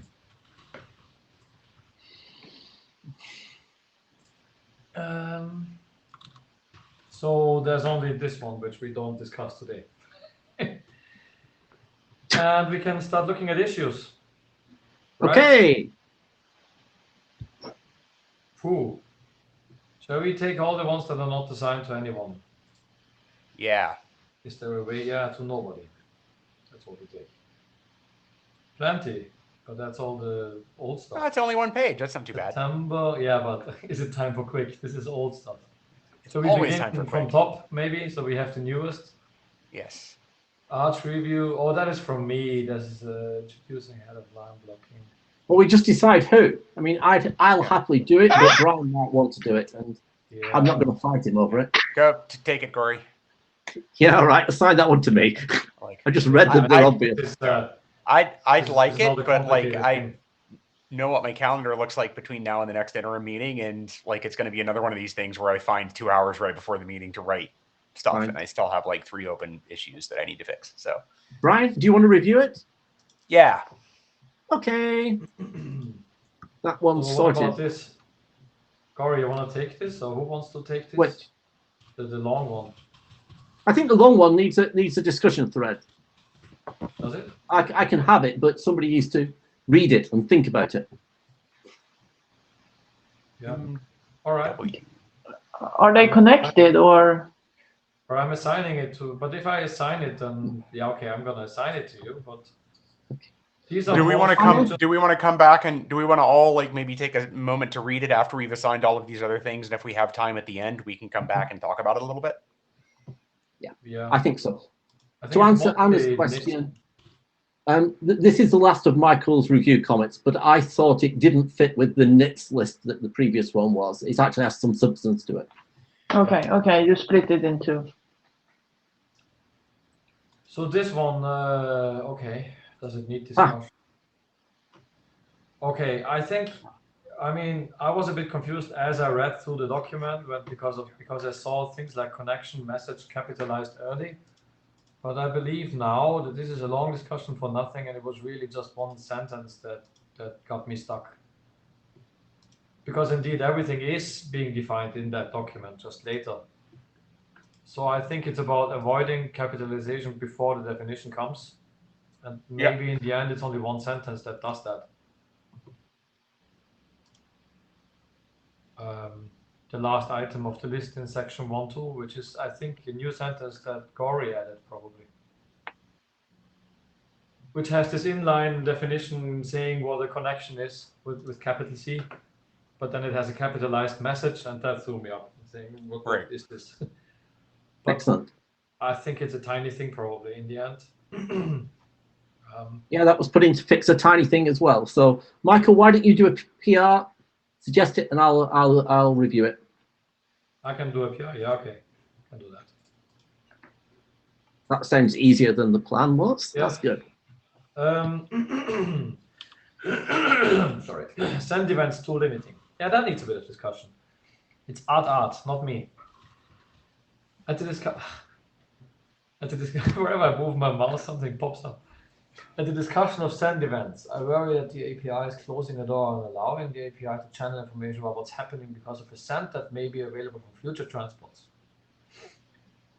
Maybe such thing would be communicated as events from connection instead. I don't know what that is. Huh? It's a message from the future. It's a message from like. So this, I think, is one of those things. It's the wages of us trying to build the most general possible API, even for transport protocols that don't exist yet, is that somebody will come up with.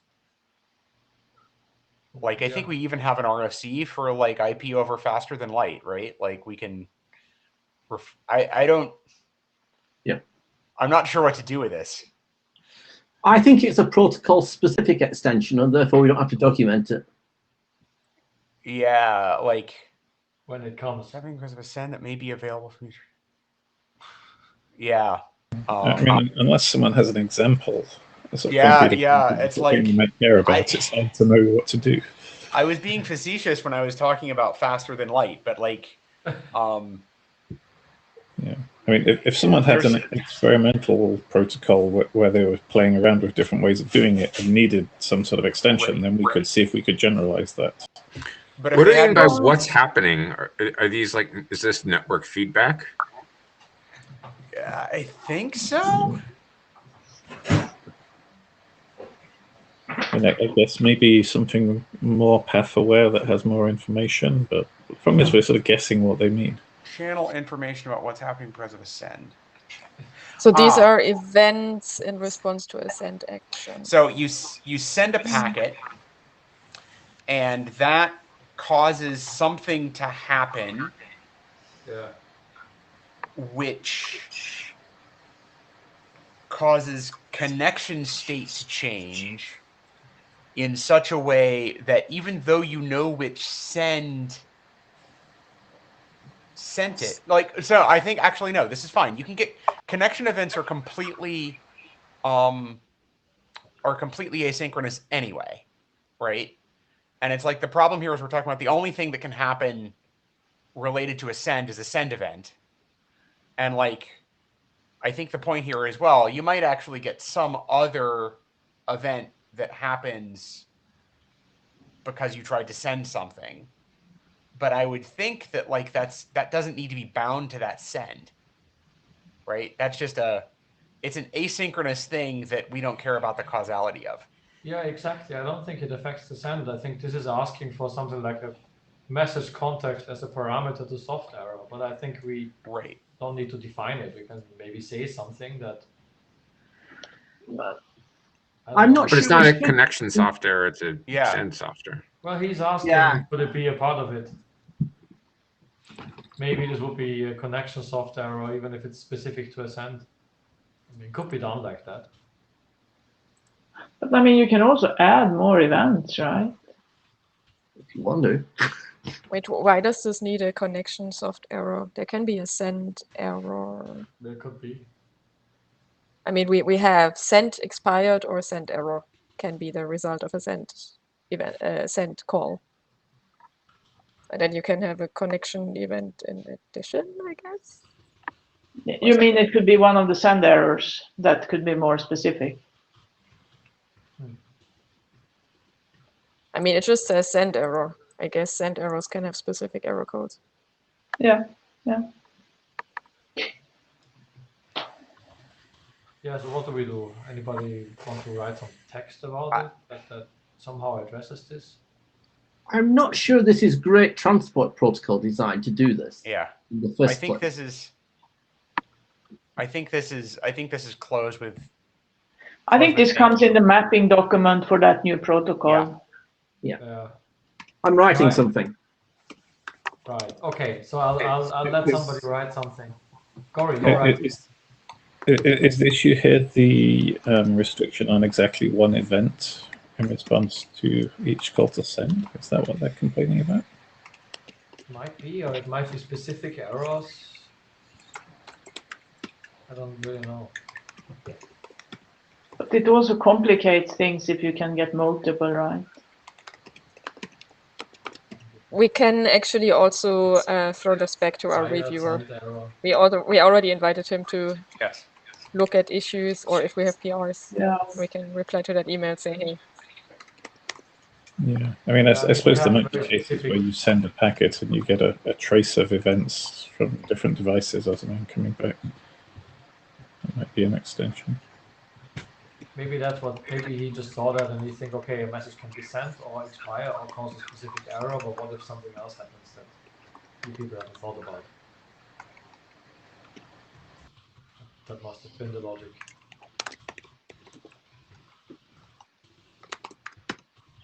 But in general, I think it's hard to think about all future functionality that may be in a protocol, right? Yes. To cover that in the API, that's kind of not the procedure we have used because we started from the. I think Corey is writing text, so we can look at his text later and go on discussing the next issue. Yeah, you're writing text for the document or as a response in the issue?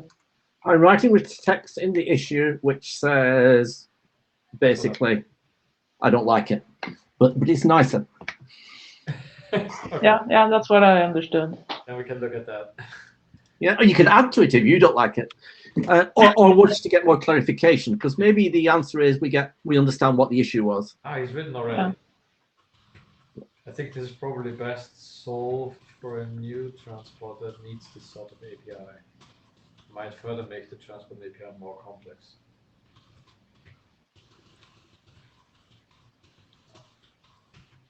I can also answer saying this may fit in a future protocol mapping document.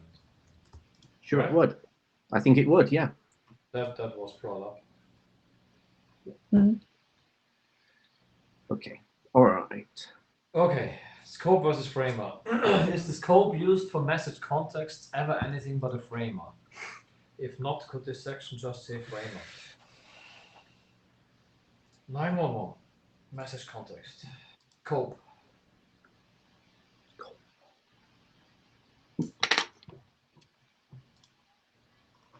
Could somebody explain what the question is? The question is if the scope is ever anything here, this parameter here, scope. If you see it, maybe I should make it even bigger. Yeah. Message common if scope. the scope is ever anything but a framer. And if it isn't, then it should just be called framer and not scope. Certainly implies that it's a framer the way it's written.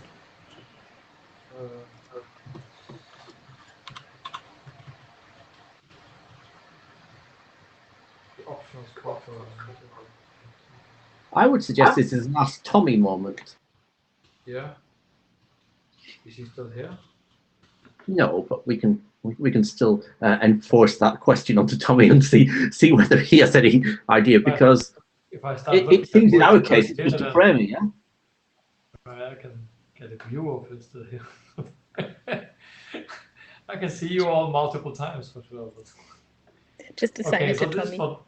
We can assign it to Tommy so he notices it. Yep. Assign it and put a comment then, Michael, that yes. We think it is the same, but can you check? We believe that it is the same. If so, it should probably be said explicitly. Can you check? Yeah, I think they will. He just wants to use framer instead of scope, right? Yeah. That's one less thing to worry about if it's true. Yeah. Should probably indeed be named framer. Be replaced, named framer. Tommy, could you please check? Doing that? Yeah. Okay. Be clearer with this reference. 7556. Oh. Sample way 1 by 2. I don't even know what 7556 is, I admit. It's MPVD. Okay. For provisioning. I think it is an example, right?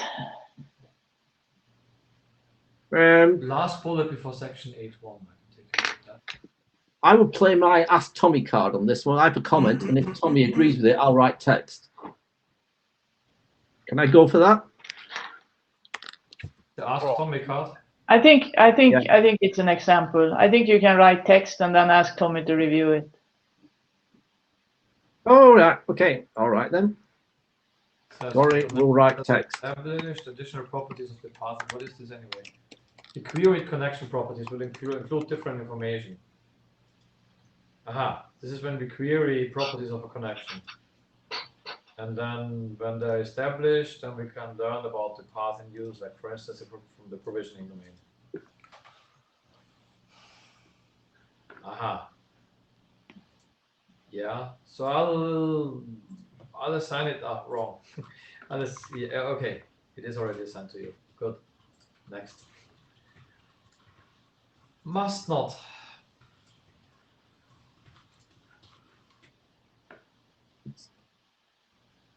Okay, nice of you to copy the text out here.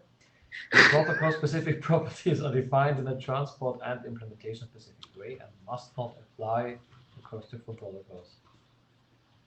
Application of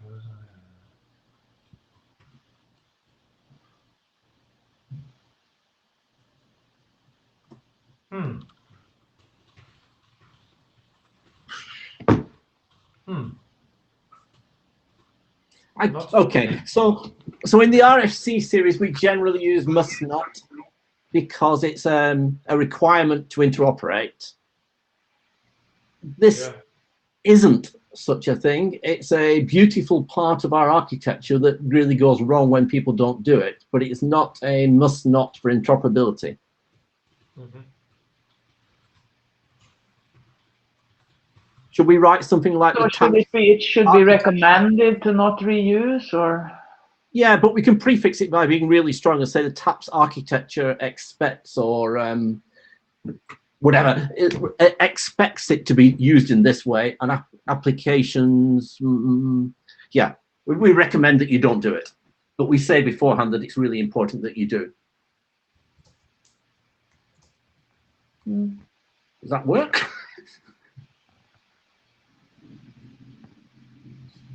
I think so. So say this is important. I give it to Rory because I have a feeling that you could write this safely and well. May I? I will do it. Yeah, sure. Thank you so much.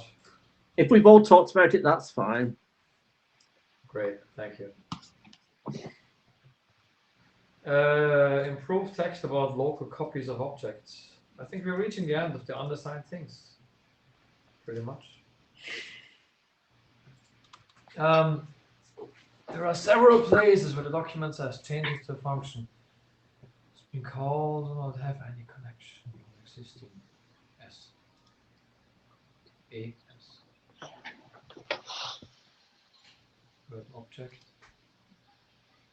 Expression.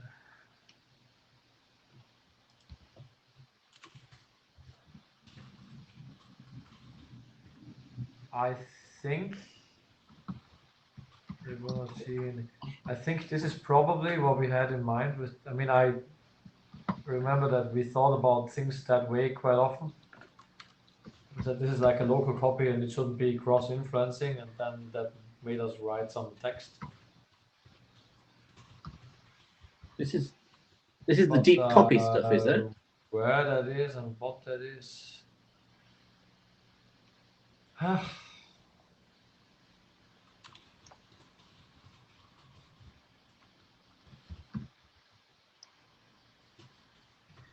Is this the thing we previously talked about, deep copying, when I didn't understand what that meant? The what? Deep copy. Deep copying. Yeah, I think so. I think that is how we were trying to avoid that problem by explaining it's a local copy and you have it and it's not going to affect something. It's gotta be that text probably, or maybe it's but it says in multiple places.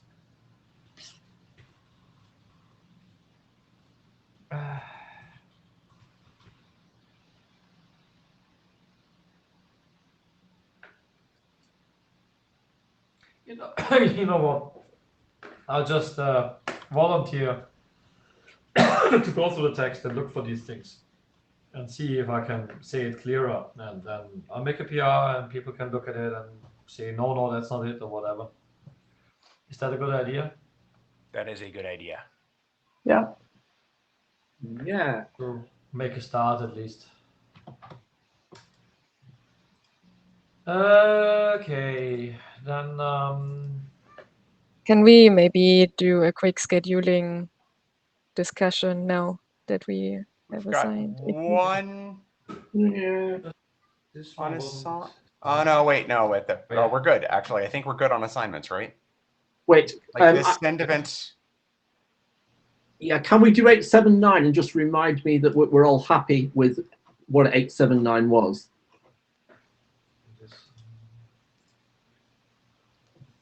In other words, we're not going to do that. We're going to look carefully at language. Is that correct? Where's 879? Oh, this. Oh, Yeah. this. Yeah. Mm-hmm.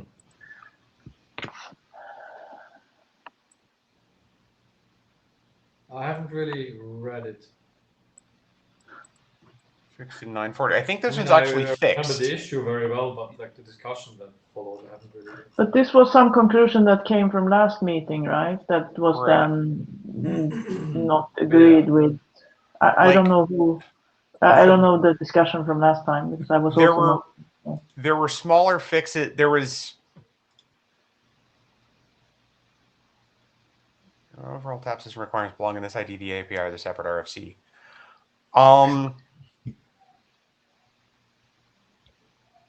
I think that we should roll this over and talk with Robert about it if we can get him to the next interim. Right. I mean, so my suggestion is that we intend on the current basis to do the things we talked about earlier in this meeting for this one. Yeah. So we try and improve it in a way that we think it's no longer necessary to repartition the document into separate sections. So Okay. do you want to keep this bug open to track the fact that we're going to do that? Or do you want to say we have agreed in principle that we're going to do that, which we need to do anyway, and close the bug as... I think we can keep it open maybe, because maybe we need to make a few more passes over the whole document. So now to see that we... So I think yours did a lot of good updates, Gori. But when I was looking at the PR, I also saw some parts that still maybe were not so clear, but I was not reading the whole document at that point in time. So maybe more of us can take passes over the whole document and see if we can further improve on this. Okay, so what I intend to do is put a comment just at the end now saying we discussed it this meeting and we intend to work on improving the document clarity to see if this can address this. Does that seem fair?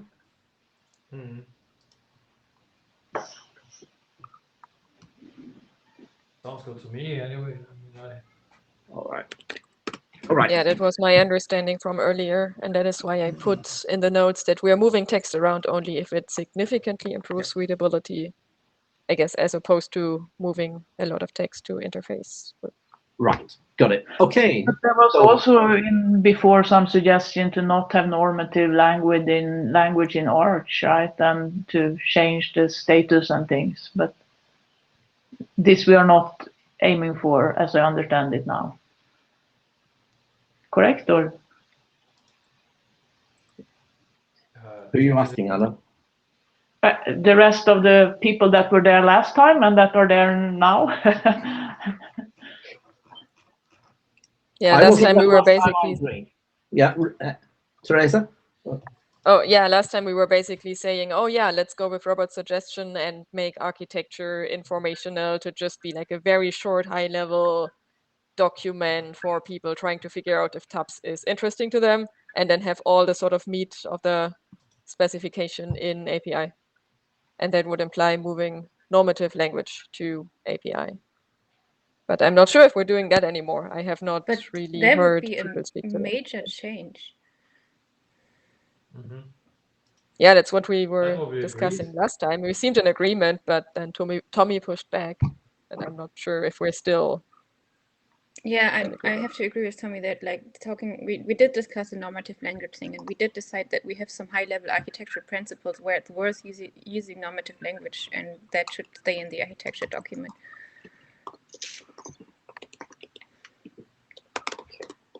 Yeah, to me that also sounds reasonable, but I was also not there last time, so I don't know the discussion. I was also not there last time. And I don't remember it. Okay. All I can remember is that we were saying, we agree with Robert's assessment that the architecture document by itself is sort of not very complete, and people have to read API anyway, so why not put it all in API? So I mean, so if we can make architecture more self-contained. Yeah, this is a good thought, because I thought architecture is quite self-contained, so we should figure out what's missing in architecture rather than moving some of the normative stuff from the architecture into the implementation. Okay.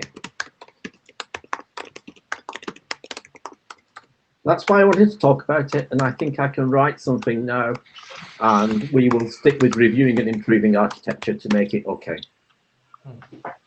And I think it's a good idea to see if we can have a discussion with Robert for the review also.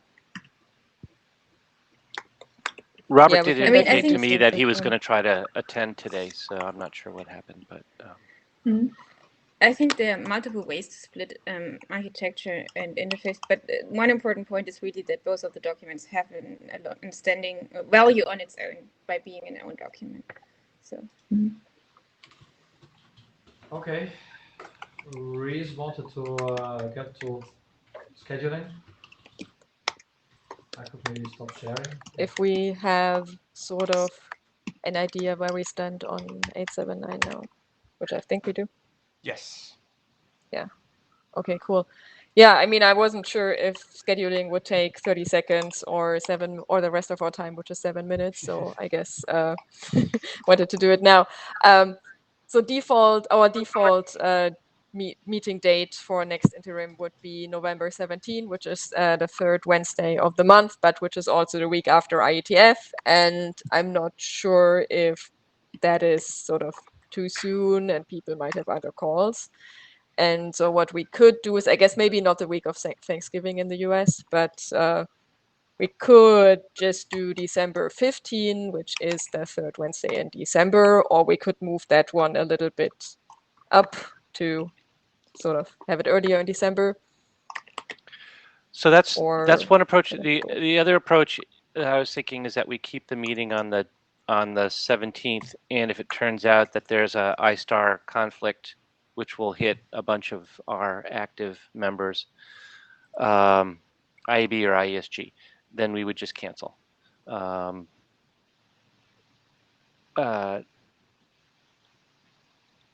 guess it depends on how people feel about keeping. I mean, I'd like to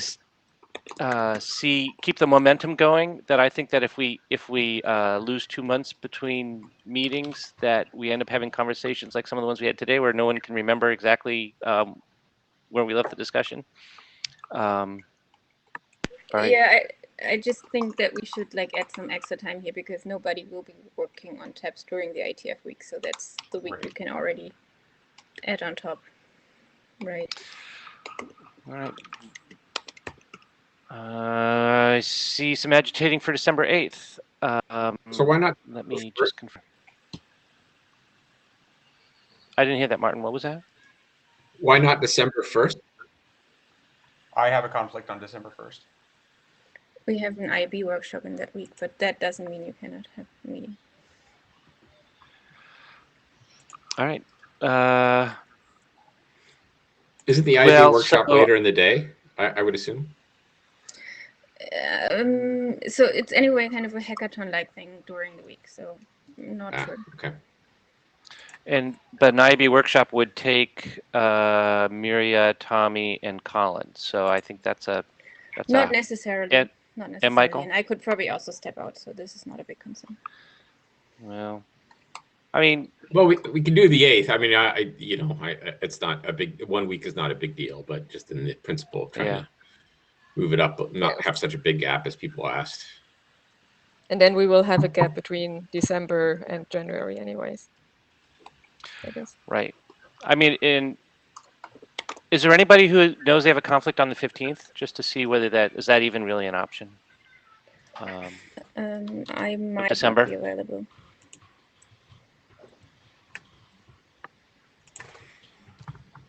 Yeah, I'm not available on the 15th of December. Right. And is anybody blocked on the 8th? Yeah, I have a problem on the 8th. I hate scheduling. I think we should also check with Tommy because we assigned some issues to him. Right? So do we do? It seems like more people have a conflict with the 15th than the 8th. Definitely, the 29th is out. Sorry, I'm confusing my months here. The 24th is out because of the U.S. holidays. And I think that the argument that no work was going to get done during ITF is compelling. So I think our options are December 8th or December 15th. Or December 1st. Well, it seemed like that hit a bunch of. I mean, I thought that you were the only IAB member who would not be who had the option of missing the workshop, right? No, so I'm not sure if Tommy's participating. Colin is participating for sure, but he might also be able to step out because we have this hackathon-like thing, so I'm not sure how that will be organized. Yeah, I mean, I could probably. I prefer not to have it on the same day, but I could probably step out if need be. I've got a work thing exactly from 5 to 7 on the 1st that is not avoidable. Okay. But I mean, you can also go without me, right? So. Seems to me that of the 3 dates, that the 8th is the least conflicted, but we should check with Tommy. Yeah. Does anybody sort of disagree with that characterization? That. And whoever can't make the meeting that we choose can give all of their issues to the people who can make the meeting. I thought it was the other way around. No, and then they get all of the issues that come up. Then they all get back assigned to them. Yes. All right. Okay, I can check with Tommy. Check with Tommy. Awesome. Thanks, Thank you. Thanks, everybody. A lot of progress today. it keeps getting better. We're sort of in Zeno's draft editing, but you know, I know that series converges. All right. Yes. Have a great And day, special everyone. thanks to So Sean what for do showing people up think and about Meet Echo for this purpose? the Well, I 9 think the limited video is a people, real problem. the 9 people Yeah. in the video is a problem. But Yeah, I will I I will would point choose- out that in WebEx we had 4 people, and then we had to switch screens back and forth. Right. So that If we're wasn't trying ideal. other things out, like I can set up a Google Meet thing. Yeah, exactly. My computer really doesn't For like me, it. I don't know. You know, like, so like the cool thing is if you tilt your computer the right way and you put like eggs underneath it, you get like air fried eggs. Additional value. It keeps your coffee warm as well. It does Yeah. keep your coffee warm. Yeah. Like in Does December, anybody I think know you how should to open seriously it? use Meet. Anybody Your know how apartment. to open a ticket with Meet Echo? Yes, just send something at support@itf.org, or there's also Meet Echo email address that you can use directly. Meet Echo, okay, whatever, I don't know. Okay, I'll see if I can Cool. find it. All right. Or Thanks invite for the source team people to the next meeting. Yes. See you all around IETF in a couple of weeks. Bye yeah. all. See I'm you. informed there's an Bye. IETF meeting. Mhm. Ciao. It's not real. Yeah, it may or may not. Bye bye. It's there. Bye.